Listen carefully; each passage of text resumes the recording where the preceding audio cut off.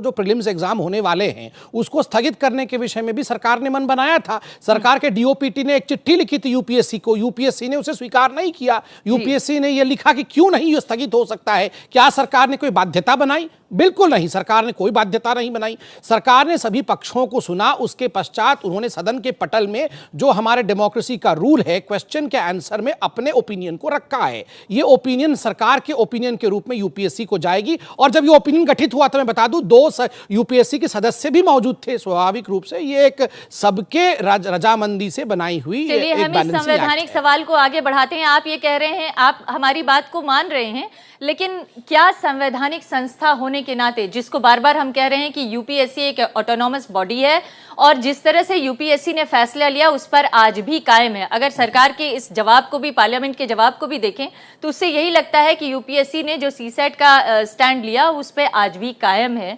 तो सरकार की इस पूरी कवायद का कुछ अर्थ निकल रहा है। मैं 2-3 बातें कहूंगा। संबित की लगभग सारी बातों से मैं असंतुष्ट हूँ, विरोध करूंगा हर बात का पॉइंट्स में।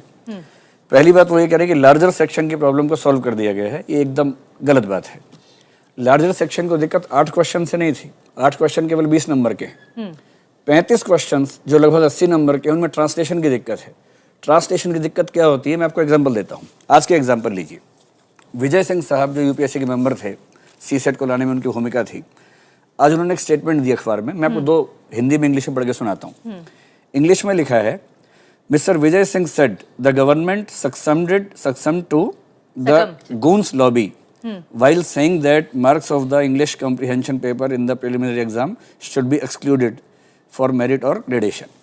इसका मतलब जो मैं समझ पा रहा हूँ वो ये है, उन्होंने कहा कि गुंडा लॉबी के सामने सरकार झुक गई, जबकि साथ में ये भी कहा कि इंग्लिश के नंबर नहीं जोड़ने चाहिए।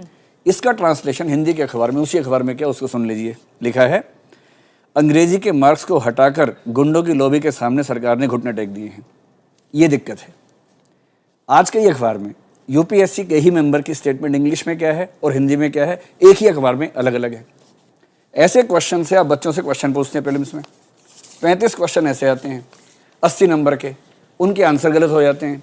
आंसर गलत होते हैं और बाहर निकल जाते हैं। फिर आप कहते हैं हमने ग्रॉस इंटरेस्ट में, कॉमन इंटरेस्ट में ऐसा कर दिया। पहली बात, बेसिक प्रॉब्लम सॉल्व नहीं हुई। इस बेसिक प्रॉब्लम की जड़ क्या है, थोड़ा सा उसके ऊपर मैं नजर डालना चाहती हूँ दिव्य।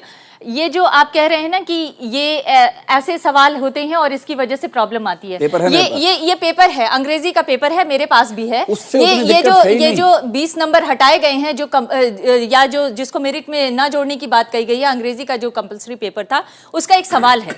ये सवाल को अगर मैं पढ़ दूं तो अंदाजा लग जाएगा लोगों को कि दरअसल किस स्टैंडर्ड के सवाल पूछे जा रहे हैं और क्यों नहीं आपके छात्र। उससे पहले एक बात को समझ लीजिए, इसके स्टैंडर्ड से कोई दिक्कत नहीं है। हाँ। ये 10वीं क्लास के सवाल हैं, आसान सवाल हैं, इससे कोई दिक्कत नहीं। ये 10वीं से भी कम, चलिए मान लिया। हाँ। मेन एग्जाम में 300 नंबर का इंग्लिश का पेपर हमेशा से होता है, क्वालिफाइंग है। हाँ। जब वो होता ही है तो उसमें दिक्कत क्या थी, इसकी क्या जरूरत थी?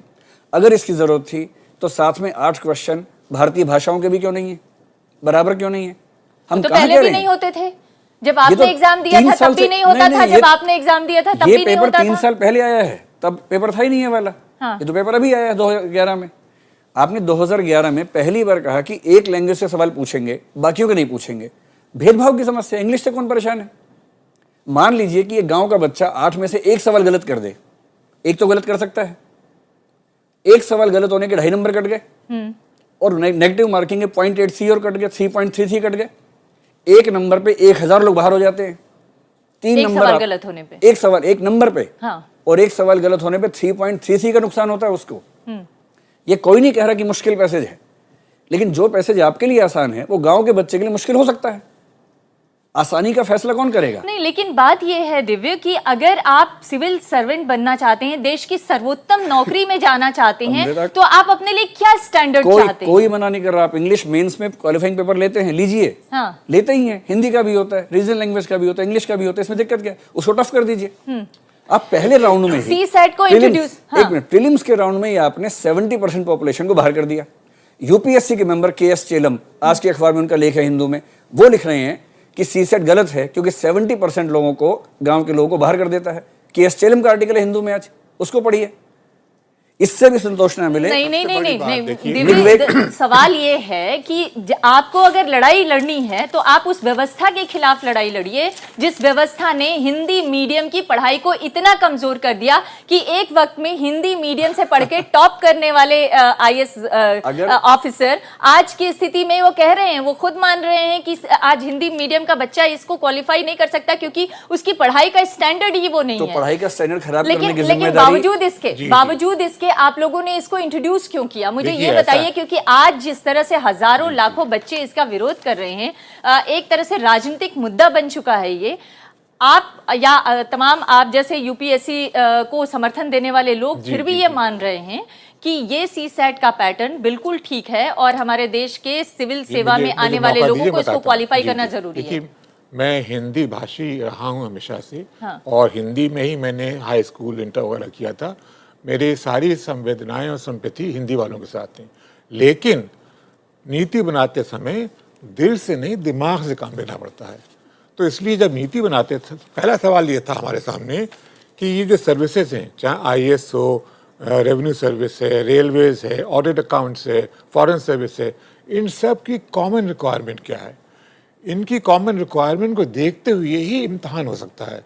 तो जब तक उस कमेटी ने ये तय किया कि रिक्वायरमेंट ये है कि भाई एक तो उसका लॉजिकल कॉम्प्रिहेंशन होना चाहिए, उसको थोड़ी बहुत अंग्रेजी भी आना चाहिए, साथ ही साथ उसको नंबर्स के साथ फ्लेयर होना चाहिए क्योंकि अगर आप इनकम टैक्स में हैं, रेलवे अकाउंट्स में हैं, आईएएस में हैं, आपको यही पता नहीं है भाई